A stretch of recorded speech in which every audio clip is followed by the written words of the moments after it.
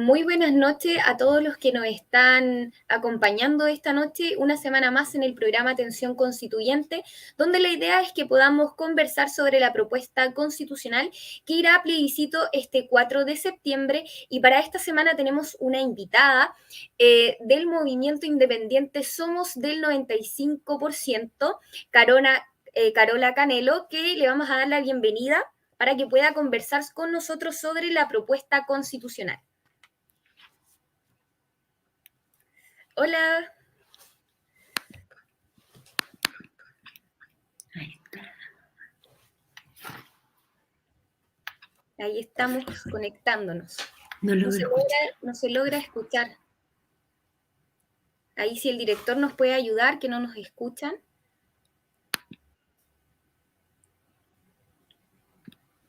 Hola, ¿cómo están? Pero no logro escuchar. ¿Tú logras escuchar, doña Sí, Ángela? logro escuchar, sí. ¿A usted me escucha a mí?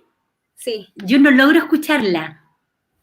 Ahí no sé si el director nos puede ayudar, porque por acá se escucha súper bien. Parece que hay un problema de... No sé, ahí vamos a solucionarlo. A ver, vamos a tratar de cambiar la configuración. Mientras arreglamos el tema el del audio, sí, ir comentándole a quienes nos están viendo que vamos a conversar sobre la propuesta constitucional. Vamos a tratar algunos temas que se plantean en la propuesta, como el Estado regional, sobre si está o no el estado de emergencia, que ha generado bastante polémica durante estos días, sobre el pluralismo jurídico y también sobre el derecho a la vivienda digna, para que aquí nos puedan ir... Lamentablemente yo no logro escuchar, pero usted me escucha perfecto. Sí. A ver, qué cosa más rara. La vez anterior en el otro programa pasó exactamente lo mismo, pero no en vivo, sino que antes. Antes. Ay, justo, pero Quizás acá entrar de nuevo. Vamos a tener que entrar de nuevo quizás. No sé, yo no me manejo. Porque el audio está activado. Configuración, cámara, audio. Qué lamentable. Yo no la logro escuchar, solamente la veo.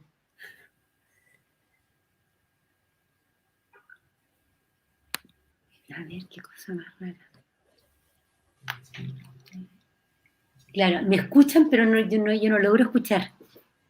Qué raro. Nunca me había pasado esto. Compartir. ¿Y si te salís del...? Claro, yo no logro escuchar. Entonces ¿Todavía tendré no? que escuchar de otro lado, quizás. A ver. Reiniciar. Vamos a tener que reiniciar, yo creo, porque yo no logro... Claro, pero... Sí. Bueno, estamos teniendo aquí un inconveniente de audio. Vamos a esperar que se pueda conectar.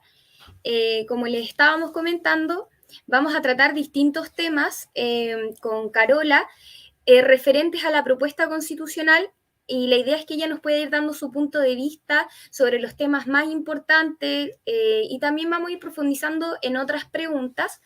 Así que mientras, la idea es que la podamos esperar.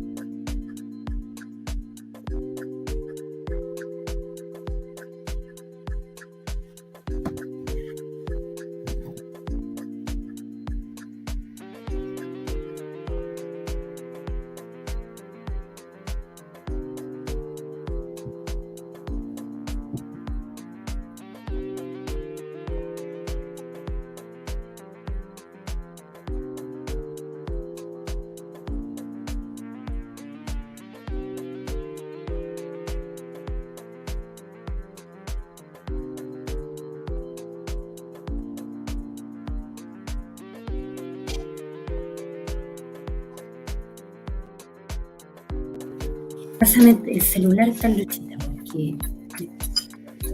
Ahí está, me parece. ¿Te escucha? Ahora te escucho perfecto. Sí, ya. Pucha, ojalá Ya. esté en vivo. Ah, bueno, estamos en vivo. Sí, disculpa, pero no se escuchaba absolutamente nada. En el otro Sí. tuve que cambiar de computador. Yo ya la presenté, dije todo lo que íbamos a hablar, así que es su momento. Excelente, Ángela. Mire, la propuesta de constitución tiene defectos muy graves. Básicamente, en primer lugar, la constitución que proponen realmente no asegura los derechos sociales, no regula los derechos a la salud, a la vivienda propia, ni a la vida, no hay un aseguramiento realmente de los derechos. Es decir, la propuesta no contiene las normas de garantía que se requieren para que se cumplan los derechos sociales, para que se cumplan las demandas.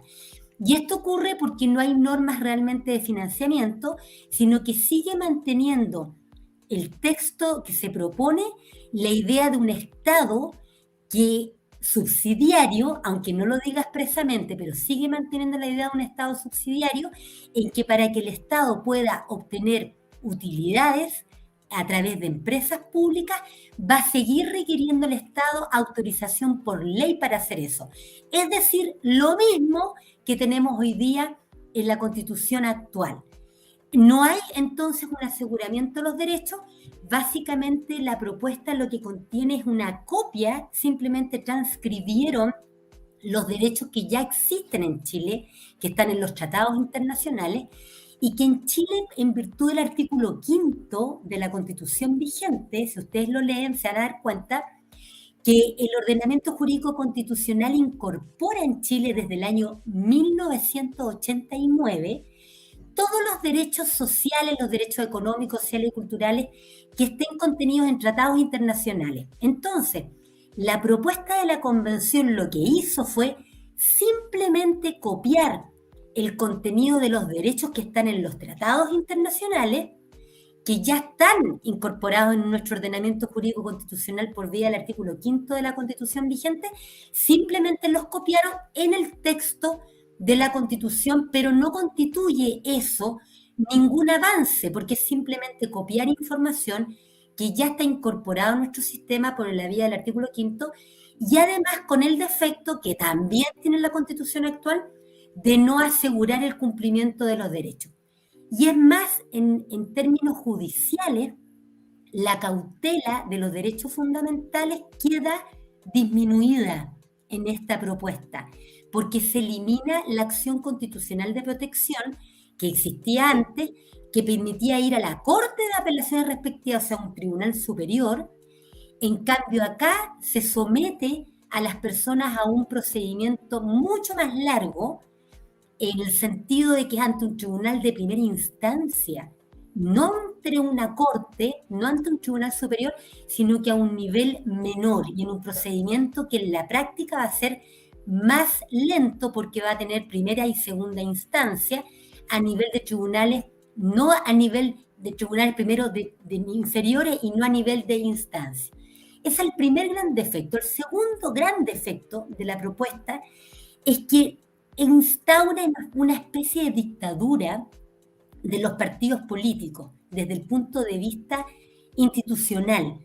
Es decir, no se establece democracia en la propuesta de la convención hoy disuelta. No hay un sistema realmente democrático. ¿Por qué?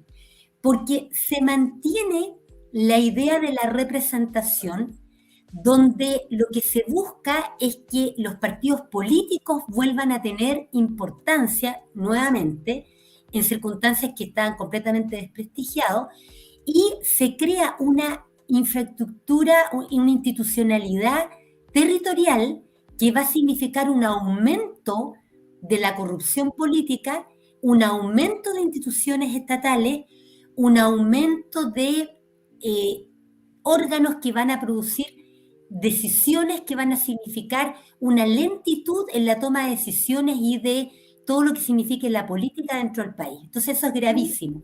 ¿Puedo hacer En una tercer acotación lugar, ahí? Sí, porque en la Constitución queda consagrado la corrupción, que no se va a permitir la corrupción. ¿Cómo esto dialoga con lo que está mencionando? Porque, Claro, hay una por ejemplo, contradicción ahí. Sí, hoy, por ejemplo, hay acciones contra la corrupción, solo que ahora quedó consagrado en el borrador. Entonces, ¿cómo esto dialoga? ya, veamos, porque aquí hay que profundizar esto. Cuando hablamos de corrupción, la corrupción es el ejercicio de la función pública en beneficio privado o particular y no en beneficio de la sociedad. Entonces, ¿qué ocurre? Eso es la corrupción. Ahora bien, la Constitución actual prohíbe la corrupción. Artículo octavo de la Constitución vigente, que obliga a toda función pública a ser honesta, proba. La probidad es lo contrario que la corrupción, es decir, la función pública debe ejercerse en beneficio común y no en beneficio particular. Entonces, la probidad, o sea, todo lo contrario a la corrupción, ya está garantizado en el artículo octavo de la actual Constitución, que incluso hay una ley de transparencia pública y de probidad administrativa que tiene una concreción legal de lo que dice la norma constitucional. Ahora, ¿qué ocurre? En la propuesta de la convención lo que hace es volver a copiar cuestiones que están ya en las leyes. En el caso de los derechos fundamentales o derechos sociales, copiaron los tratados internacionales. Sí, En el ahí caso de la puedo probidad, mencionar. copiaron la ley. Sí, puedo mencionar en los tratados internacionales la Declaración Universal de los Derechos, la Mira, Declaración Universal de los Derechos. hay una discusión sobre la naturaleza jurídica de la Declaración Universal de los Derechos Humanos, que algunos dicen es un instrumento internacional y algunos dicen que no es propiamente tal lo que sería propiamente tal un tratado, aunque fue más bien una declaración que hace una serie de países hacen, pero que en realidad, si uno va al fondo del asunto, uno puede considerar que es una especie de tratado porque hay un acuerdo de voluntades de los estados de obligarse. Y además, la Declaración Universal de los Derechos Humanos, luego de 1948, 1949, después de la Segunda Guerra Mundial, empiezan a dictarse otros instrumentos internacionales con nombres de tratados y de pactos, que son tratados sin ninguna duda, y que regulan los derechos fundamentales y las demandas sociales, que en rigor, Ángela, las demandas sociales ya están en la Constitución vigente, en virtud del artículo 5 de la Constitución actual. Lo que pasa es que no se cumplen los derechos fundamentales. Y están incluidos ya en el texto, pero entonces tenemos, por ejemplo, el Pacto Internacional de Derechos Civiles y Políticos, tenemos el Pacto Internacional de Derechos Económicos, Sociales y Culturales, tenemos el Pacto o el Tratado sobre los Derechos Sexuales y Reproductivos de las Mujeres, hay tratados sobre la no discriminación, la Convención Americana sobre Derechos Humanos, el Pacto de San José de Costa Rica, o sea, toda la normativa que incorporaron en la propuesta de la Convención es una copia de contenido que ya está en el ordenamiento jurídico chileno a través de los tratados, como por ejemplo todas las normas sobre las diversidades sexuales, todas las normas sobre la no discriminación, se encuentran en una serie de tratados que ya están ratificados por Chile y que ya se encuentran vigentes, pero que lo que ocurre es que no se cumplen. Entonces, ¿qué ocurre? En el ámbito de la corrupción, de la probidad, pasa lo mismo, pero ahí de partida copiaron el mismo artículo octavo de la actual Constitución y además tomaron leyes orgánicas y leyes sobre transparencia y probidad administrativa, que son normas de rango inferior a la ley, pero a la Constitución, pero que tomaron esos contenidos. Y en el fondo repiten contenido que ya está en las leyes chilenas, lo están repitiendo en la propuesta. Entonces, de alguna manera, acá hay dos críticas profundas que uno debiera darse cuenta. Primero, que hay una especie de engaño, porque se trata de impresionar a la población con una serie de derechos, pero que ya existen en Chile, como si fueran cuestiones muy novedosas. Incluso los temas medioambientales también existen en los tratados internacionales. O sea, todo ese tema ecológico medioambiental es una cuestión que ya rige en Chile y no constituye ninguna novedad en rigor. Entonces, primero, hay una especie de engaño de aprovecharse de que la mayoría de las personas ignoran estas materias. La mayoría de las personas ignora estas materias porque supone educación cívica, supone una formación jurídica, supone lectura de la Constitución y de tratados internacionales y supone un conocimiento jurídico que realmente no se le puede realmente exigir a todo el mundo que tenga este nivel de conocimiento. Y en segundo lugar, el hecho de que se copien las cosas o a los tratados o a las leyes inferiores ya vigentes, demuestra que en el fondo los integrantes de la convención no trabajaron en la labor que se les encargó. No trabajaron ellos, simplemente copiaron textos, copiaron información, lo cual es muy grave porque hubo un financiamiento estatal a los integrantes de la convención. Entonces, en el ámbito de la corrupción, se ha tratado de plantear como que esto es algo muy novedoso, como que la propuesta fuera muy favorable en contra de la corrupción, pero en realidad en esa materia realmente no hay nada nuevo. Hay copia de información que ya está contenida en nuestra legislación, y a lo que yo me refiero cuando hablo de la crítica que hago a que no va a haber democracia es por lo siguiente, y es un tema bien profundo esto. Lo que ocurre es que, de alguna manera, uno puede al menos deducir que la gente en Chile buscaba dos grandes cosas con una nueva constitución. Uno, que se cumplan las demandas sociales. Entonces vemos que la propuesta no lo cumple porque copia simplemente información que ya existe y no garantiza el cumplimiento. Y por lo tanto, si no garantiza el cumplimiento, no hay ningún avance de nada. Y en segundo lugar, lo que buscaba la gente, o por lo menos lo que muchas personas manifestaron, sobre todo antes del 2019, hace muchos años, y especialmente el 2019, es que la gente quiere democracia, quiere una mayor participación política y quiere que no sean los partidos políticos, una élite, no sean los operadores políticos los que tomen todas las decisiones de la sociedad. Y hay una grave crítica contra la corrupción porque vemos que la clase política, los partidos políticos, los operadores políticos usan la función pública para su beneficio particular, usan la función pública para enriquecerse económicamente, unos sueldos millonarios de autoridades que ni siquiera cumplen su labor. Corrupción clarísima, beneficiar el nepotismo, beneficiar sus partidos políticos y por lo tanto el ejercicio corrupto de la función pública. Y esto en la propuesta de constitución de la convención se refleja porque lejos de haber establecido un sistema democrático, lo que hace la propuesta, lejos de hacer eso, lo que hace la propuesta es crear una institucionalidad política enorme, mayor a la que tenemos hoy día. Eso es lo que hicieron ellos. Lejos de hacer un sistema democrático con un poder revocatorio, por ejemplo, del pueblo a las autoridades, de tener la posibilidad de que el pueblo revoque a las autoridades cuando las autoridades están actuando mal, la Convención Constitucional se negó al poder revocatorio, o sea, que el pueblo pueda revocar una autoridad, se negó. Y mantiene la idea de la representación política. Y sabemos que en Chile la representación política la gana por el sistema electoral que hay en los partidos políticos. Y esa es la razón por la cual muchas personas, para poder tener participación política, se han sentido prácticamente obligados a tener que constituir partidos políticos. Porque lo que se busca es que la gente haga partidos políticos y de esa manera controlar el poder. Esa es una forma de control del poder a través de los partidos políticos. Entonces, lo que se hace acá es crear toda una institucionalidad burocrática y nueva a nivel regional.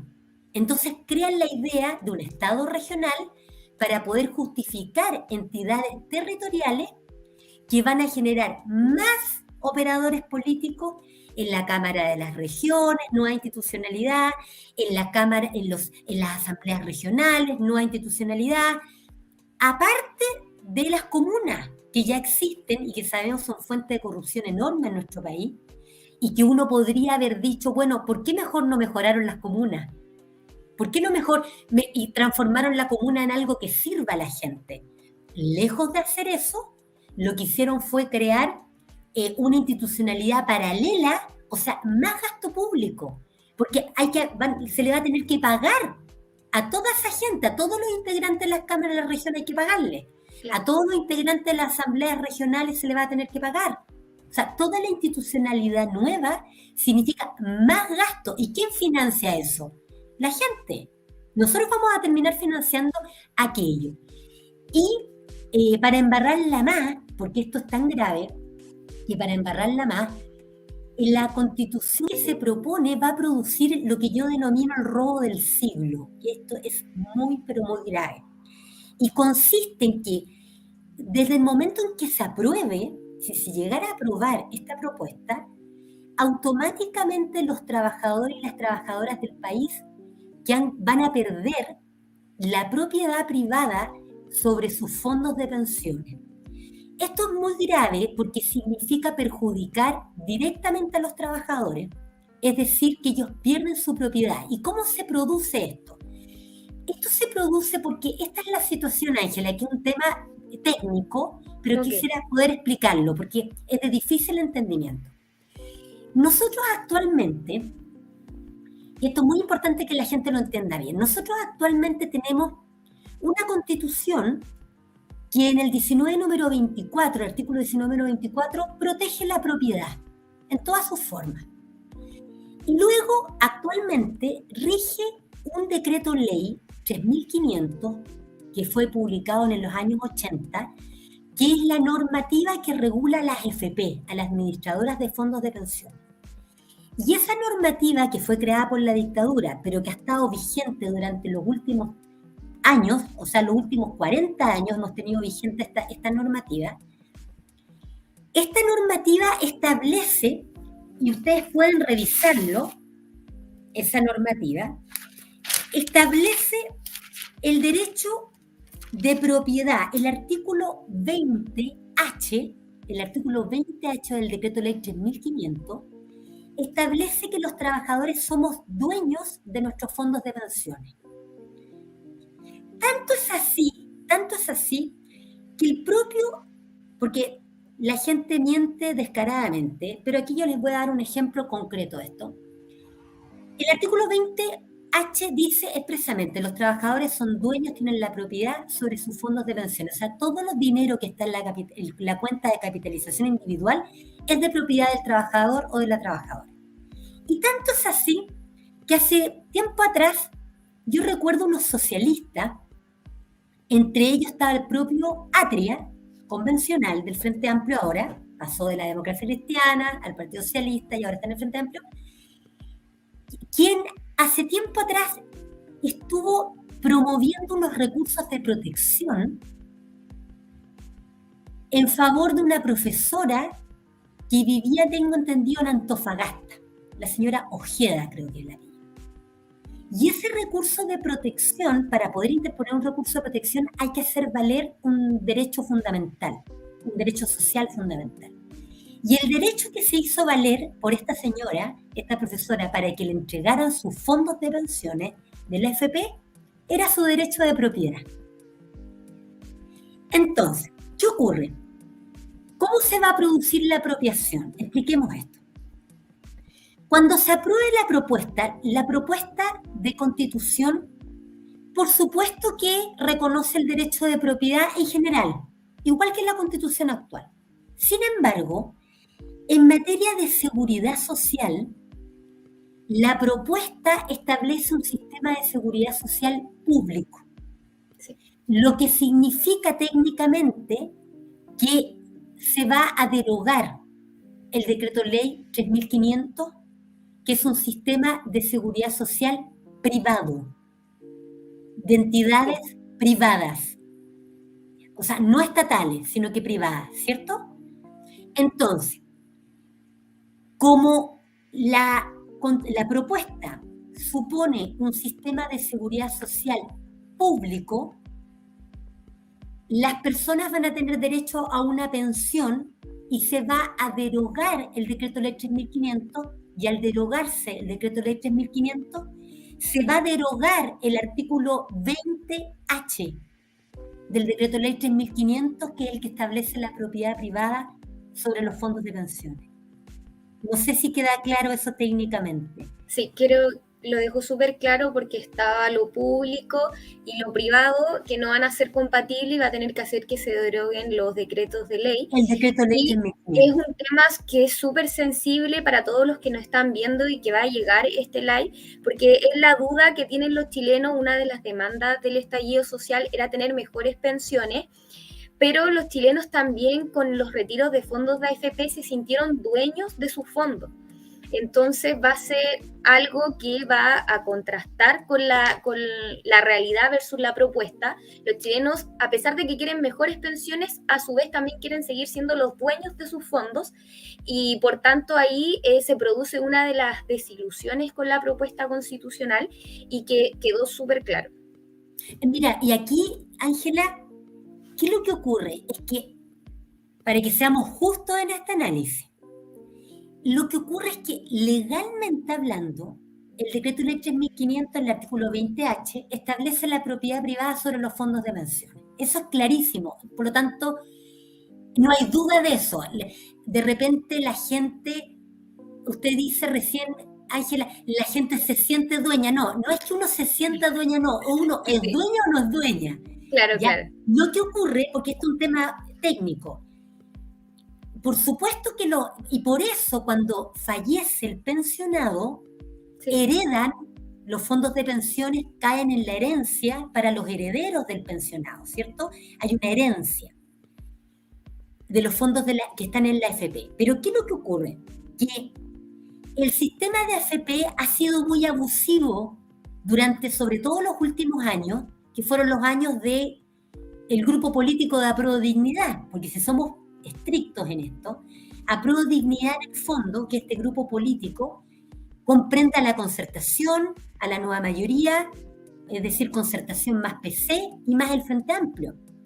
Y durante los últimos 30 años, las AFP, a pesar de que nosotros somos dueños de los fondos de pensiones, las AFP dan unas pensiones muy bajas porque han aplicado una tabla de edad, estúpida realmente la tabla de edad de 103 años, que ha significado en la práctica que miserables pensiones.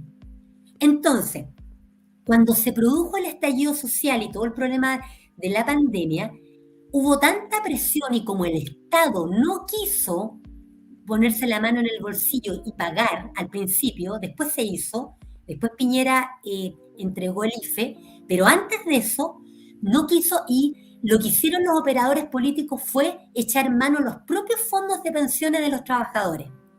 Y lo pudieron hacer porque legalmente son de propiedad privada de los trabajadores. Si no hubiera estado en el artículo 20H, el decreto ley 3.500, no habrían podido hacerlo. Pero ¿qué es lo que ocurre? Con la propuesta, lo que hace la propuesta de la convención es establecer el derecho a una seguridad social en un sistema público y por lo tanto el derecho a una pensión, ya no ser dueño de tu propio fondo. Entonces, lo que ocurre es que aquí los convencionales hicieron algo que es gravísimo, porque están haciendo algo contra todos los trabajadores y las trabajadoras del país. Esto es el robo del siglo. ¿Por qué digo robo? Porque es una apropiación que la están haciendo sin que la gente se dé cuenta. ¿Cómo opera esto? Que cuando se produjo esta situación, la convención lo que debería haber hecho, honestamente, es haber hecho una disposición transitoria en la cual se dijera expresamente que los trabajadores que tienen fondos de pensión en la AFP mantienen su propiedad privada. Y la convención, sin embargo, rechazó colocar eso como una disposición transitoria. Y eso es lo que debería haber hecho, porque de lo contrario, lo que está haciendo es perjudicando a todos los trabajadores y trabajadoras del país.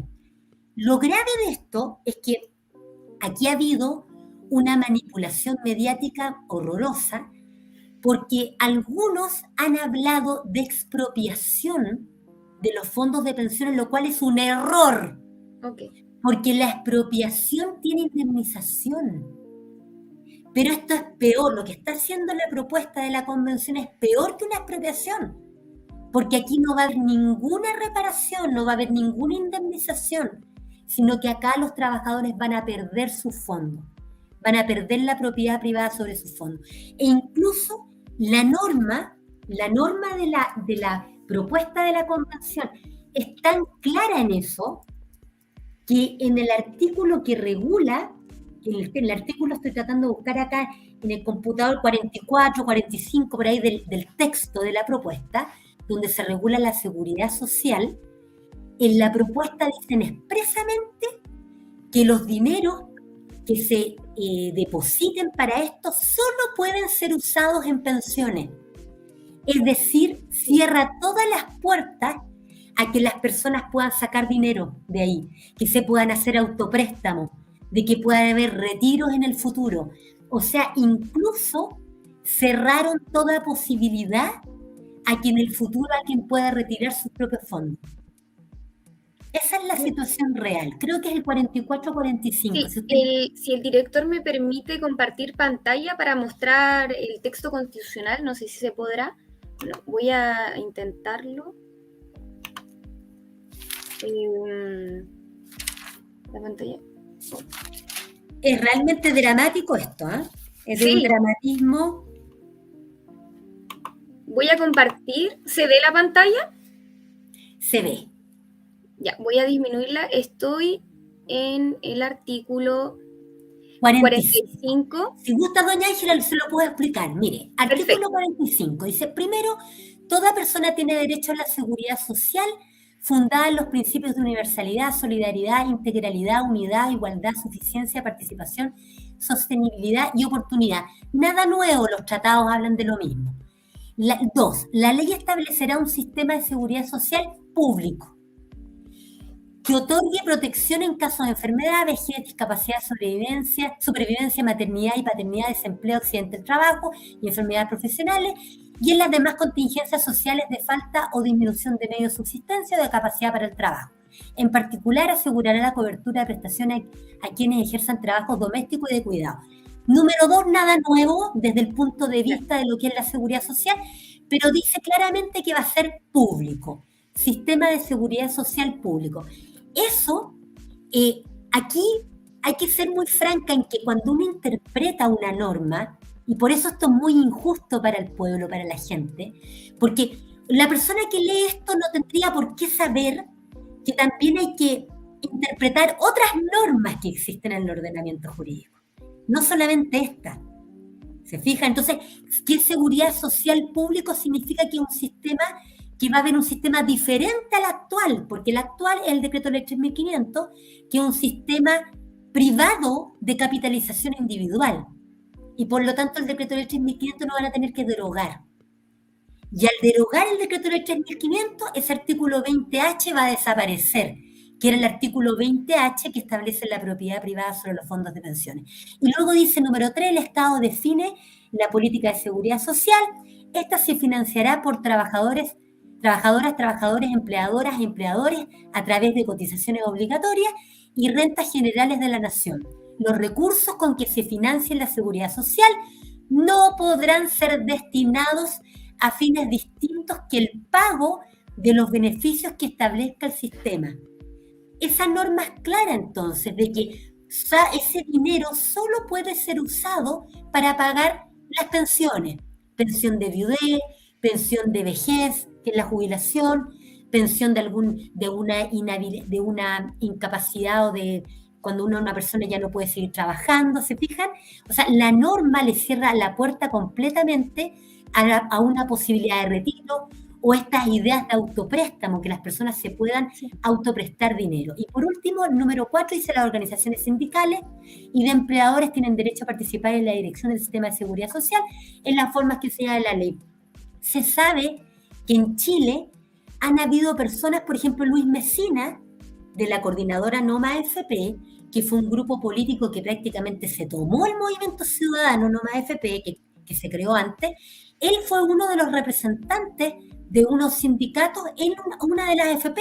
Él participó en una de las AFP de esa manera, por lo tanto, esto tampoco constituye nada nuevo en rigor. La razón que yo observo detrás de esta medida tomada, que perjudica a todos los trabajadores y las trabajadoras del país, y lo encuentro horrendo esto, horrendo, es porque el deseo de la clase política que tiene la mayoría en la convención, que sería Pro Dignidad, es poder ellos administrar ese dinero. Es poder administrar ese dinero, que es una cantidad de dinero tan grande que prácticamente es cercano al doble del presupuesto anual de la nación. Entonces el deseo es de poder administrar ese dinero siguiendo lo que hizo Argentina. Ahí se está copiando el modelo argentino, pero yo creo que eso es una de las cosas más graves que tiene esta propuesta y que, miren, con esa sola situación, yo como abogada rechazo absolutamente. Incluso podría no considerar a lo mejor otros aspectos, pero creo que eso realmente perjudicar al sector trabajador es simplemente un horror. Y las personas simplemente van a tener derecho a una pensión y siempre van a haber excusas por parte de los órganos públicos de entregar pensiones bajas. Siempre van a haber excusas de que las pensiones sean miserables y no vamos a tener ninguna herramienta efectiva para exigir pensiones más grandes. No vamos a tener ninguna herramienta real, verdadera para eso. Y también, Ángela, creo que es importante, en esto como titulares importantes, es que el Estado plurinacional es un error histórico, o sea, es un error jurídico, político e histórico de dimensiones. La idea de un Estado plurinacional es un horror. ¿Por qué? Porque Chile realmente es una nación. Chile no es un Estado plurinacional. Chile es una nación que se llama la nación chilena. Lo que ocurre es que en esta nación chilena hay pueblos originarios que son personas que son ya chilenos, por cierto, estamos todos mezclados, somos mestizos, pero que sin embargo mantienen su cultura de sus pueblos originarios, de los pueblos que estaban con anterioridad a la llegada de los españoles al territorio. Y por lo tanto, cuando se hace una estructura jurídica que no corresponde a la realidad, es algo muy grave que va a producir un retroceso enorme por lo siguiente. Resulta que cuando se habla de un Estado plurinacional, significa que hay varias naciones. Y las naciones, Ángela, yo creo que usted eso lo entiende como historiadora, lo sabe completamente, toda nación reivindica territorio en forma natural. Lo normal, en la historia enseña esto, no los libros jurídicos, la historia. La historia enseña que las naciones reivindican territorio para transformarse en estados. Eso, y por lo tanto, cuando se establece un Estado plurinacional, lo que está haciendo este texto es llamando a la violencia, a la guerra y a la delincuencia. Eso es lo que está haciendo. Ahora bien, es efectivo que el artículo 3º de la propuesta de la Convención habla que Chile es un Estado con un territorio indivisible, que es un único territorio, todo eso. Sin embargo, aunque uno diga eso, la realidad histórica y política es distinta. Si tú, les voy a colocar un ejemplo. La Constitución actual dice que los hombres y mujeres nacemos libres, iguales en dignidad y derecho. Uno dice, el hecho que está escrito no significa que sea realidad. Por lo tanto, el hecho de que haya un artículo 3º en la propuesta que diga que el Estado tiene un territorio único, que no va a haber división territorial, en términos de realidad no significa nada. No significa nada. Pero en cambio, si se está creando en la norma la idea de un Estado plurinacional para que luego una legislación haga una serie de divisiones jurídicas con jurisdicciones distintas, con tribunales distintos, con normativas distintas, Obviamente la historia enseña a que se va a producir reivindicación de territorio, que es lo que ha ocurrido en la región de la Araucanía. Y por lo tanto, lo que se está haciendo es multiplicar las dificultades de la Araucanía, se están multiplicando en todo el territorio del país. Ahí quería hacer la pregunta que era súper polémica del estado de emergencia. Sí. Porque finalmente cuando ocurren estos hechos se aplica el estado de emergencia, pero ha estado estos días súper polémico ese tema. Ya, mire, yo le voy a hablar de cuál ha sido la polémica y luego yo le voy a dar mi opinión, porque yo... Okay.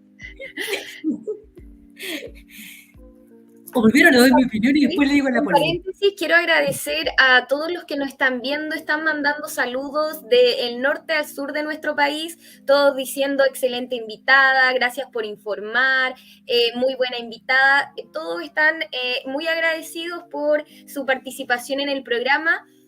Lamentablemente no ha dado espacio para leer comentarios porque está muy interesante e informativo el programa, entonces queremos aprovechar cada segundo de lo que nos pueda comentar y ahora le doy el paso. Excelente, Ángela, y muchas gracias a todas las personas que están escuchando, que están viendo. Miren, les voy a dar mi opinión. En primer lugar, lo que pasa es que existen unas cuestiones que se llaman los estados de excepción constitucional. Los estados de excepción constitucional son situaciones en las cuales la Constitución permite a las autoridades vulnerar los derechos fundamentales. Capten esto, es de locos, ¿eh?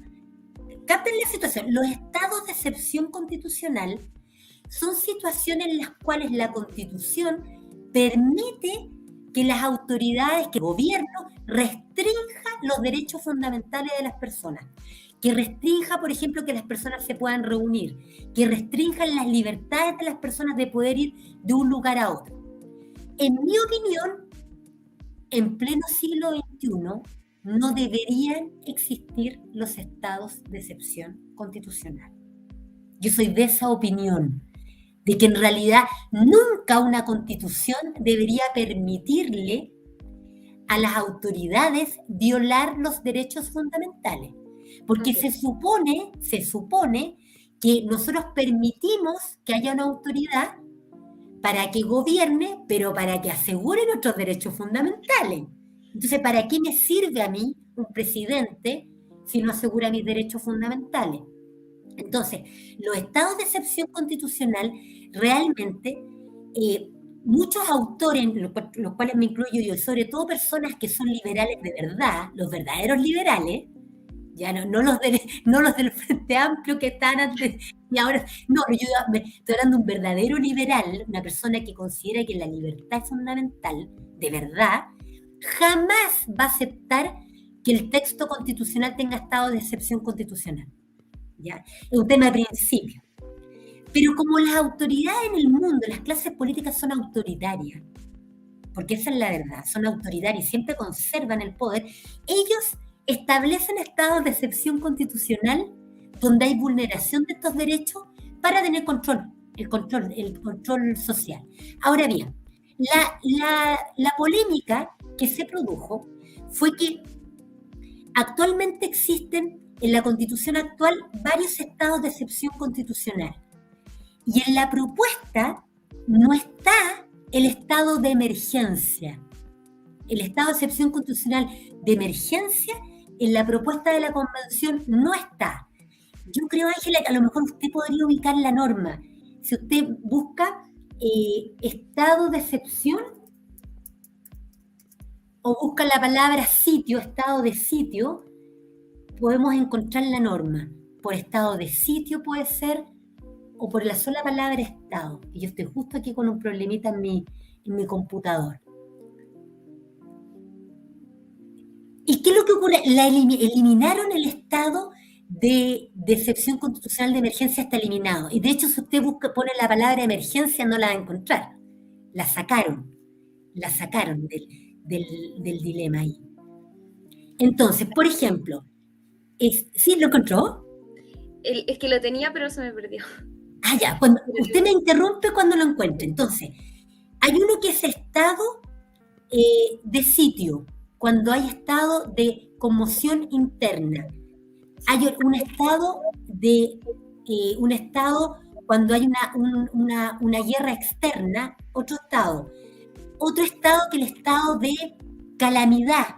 El estado de calamidad o catástrofe, se entiende que el estado de calamidad o catástrofe se refiere a accidentes graves, una situación de la naturaleza, un terremoto, por ejemplo, que produce una situación que requiere restringir los derechos fundamentales. Entonces, el estado de emergencia que está en la Constitución actual se refiere a los desórdenes públicos internos, cuando hay desorden público. Y ese estado de emergencia fue eliminado de la propuesta, está eliminado. Entonces, ha sido bastante comentada la participación de una convencional, Betsy Gallardo, Sí. porque ella se enojó y empezó incluso a hacer cosas con los dedos, así bien violenta ella, en el sentido de que ella en su opinión, pero es un error lo que ella plantea, ella señala que el estado de emergencia estaría incluido en el estado de calamidad o catástrofe. Eso es lo que ella plantea, pero en realidad el estado de calamidad o catástrofe está pensado para situaciones de accidentes, de calamidad, no de un desorden público. Es diferente la situación. No sé si lo habré encontrado. Sí, estoy buscando lo que algunos, o sea, los que están por la opción apruebo, defienden esa postura diciendo que se podría dar una reinterpretación jurídica sobre ese... Ya, no, claro, eso no es verdad. Le explico por qué. Porque los estados de excepción constitucional son situaciones excepcionales. Y toda norma excepcional es una norma excepcional a los derechos fundamentales, ¿cierto? Sí. Entonces, como son excepcionales, la interpretación de las normas sobre estado de excepción constitucional tiene que ser restrictiva, muy restrictiva. Voy a repetir la idea porque esto es complejo. Lo que pasa es que en derecho, mira, justo ahí se encontró el artículo 300. Solo se podrá suspender o limitar el ejercicio de los derechos y las garantías que la Constitución asegura a todas las personas bajo las siguientes situaciones de excepción. ¿Se fijan que acá esto es una situación excepcional? ¿Te fijas? Y esta situación de excepción, ¿qué es lo que busca? Es restringir los derechos de las personas. Por eso yo soy contraria a estas normas. Obvio, porque para mí la libertad es fundamental. Los derechos fundamentales son fundamentales, no debieran nunca ser tocados. Eso. Sin embargo, las constituciones autoritarias como esta tienen esto. Entonces, ¿qué es lo que dice? Solo se podrán suspender o limitar el ejercicio de los derechos y las garantías que la Constitución asegura a todas las personas bajo las siguientes situaciones de excepción. Conflicto armado internacional, o sea, una guerra, ¿cierto? O algún conflicto hacia afuera. Conflicto armado interno, según establece el derecho internacional. O calamidad pública. O sea, 3 situaciones. 1, conflicto armado internacional. 2, conflicto armado interno, según establece el derecho internacional. O 3, calamidad pública. 3. En cambio, nosotros actualmente, en la norma de la Constitución actual, que debe estar por ahí por los 40 y tantos, 50 y tantos, por ahí, habla de un cuarto que es el estado de emergencia. Un cuarto que el estado de emergencia. Entonces, ¿qué es lo que ocurre? La calamidad pública más bien tiene que ver con una situación de catástrofe, un terremoto, ese tipo de cosas de la naturaleza que produce una situación excepcional. Ahora, esta norma, el artículo 300 de esta propuesta, como tiene que ver con una cuestión excepcional, las normas excepcionales, o sea, un estado de excepción constitucional, estas normas se interpretan restrictivamente. Uno nunca puede interpretar esto ampliamente. No se puede hacer eso. Eso está prohibido en la interpretación jurídica.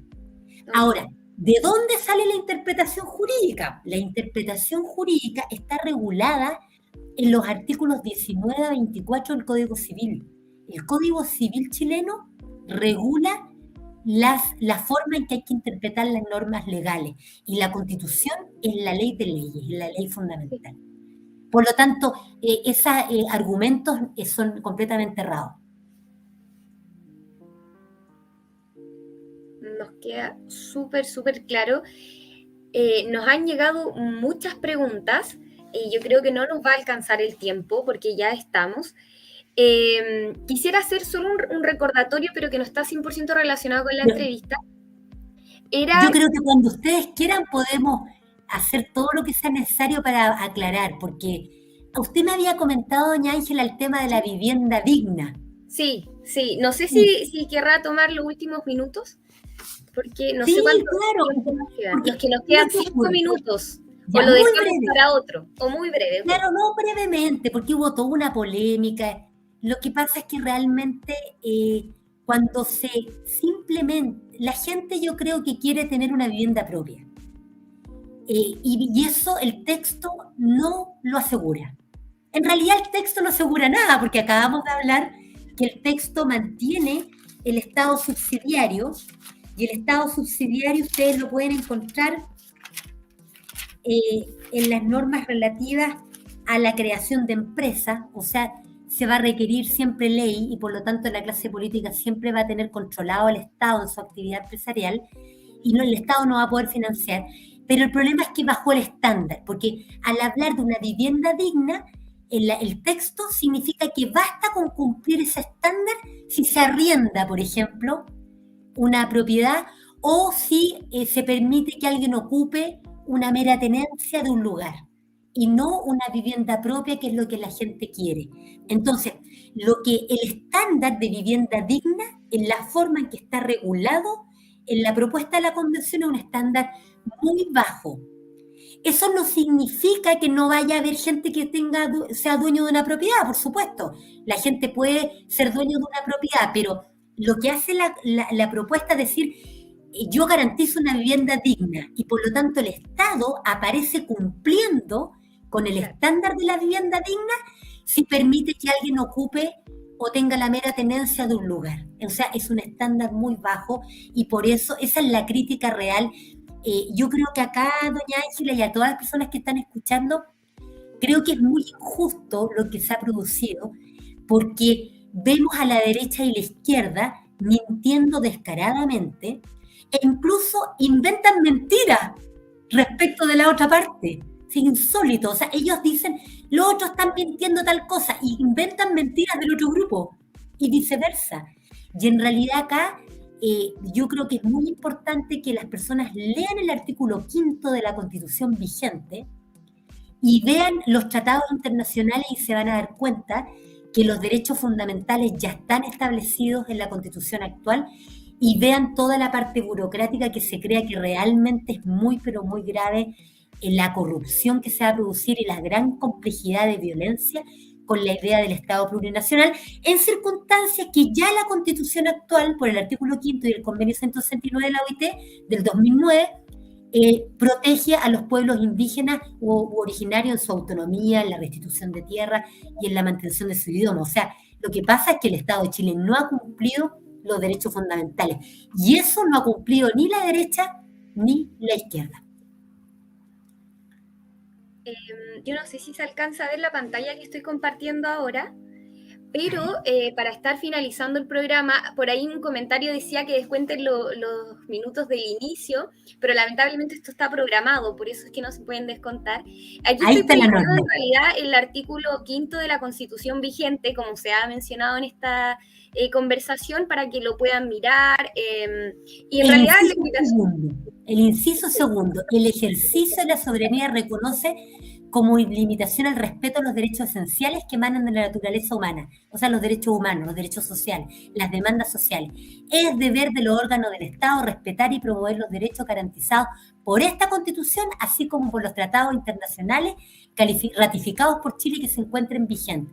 Esto es una reforma de la Constitución del año 1989.